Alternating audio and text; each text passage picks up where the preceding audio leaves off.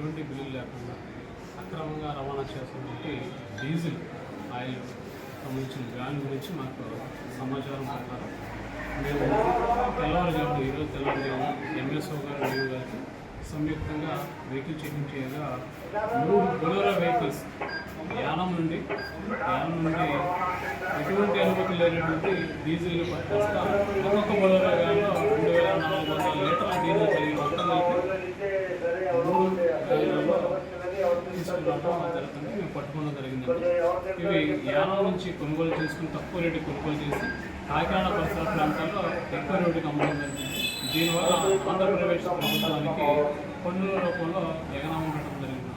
దీనిపైన 3 ఆటలు పట్టుకొని కేసులు కట్టి అరెస్ట్ చేయడం జరిగింది. వాళ్ళు అదేవిధంగా వ్యాన్లని ఆ డీజిల్ కూడా స్వాధీనపరచుకోవడం జరిగింది. తదుపరి ఇన్వెస్టిగేషన్ ప్రకారం సార్ ప్రస్తుతం ఎన్ని వందల లీటర్లు అందులో అవైలబుల్ ఉంది సార్? ఒక్కొక్క దాంట్లో 2400 లీటర్లు, ఒక్కొక్క దాంట్లో 2400 మొత్తం 3 వ్యాన్లు పట్టుకున్నాను.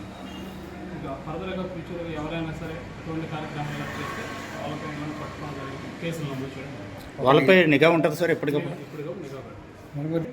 డీజిల్ అక్రమంగా రవాణా అవుతుందని వచ్చిన సమాచారం మేరకు తెల్లవారుజాము ఈ రోజు అనగా రెండో తేదీన ఎస్ఐ గారి గవర్నమెంట్ ఎస్ఐ గారిని పట్టుకున్నామని 3 Bolero vehicle Mahindra Bolero vehicle 3 పట్టుకున్నాము.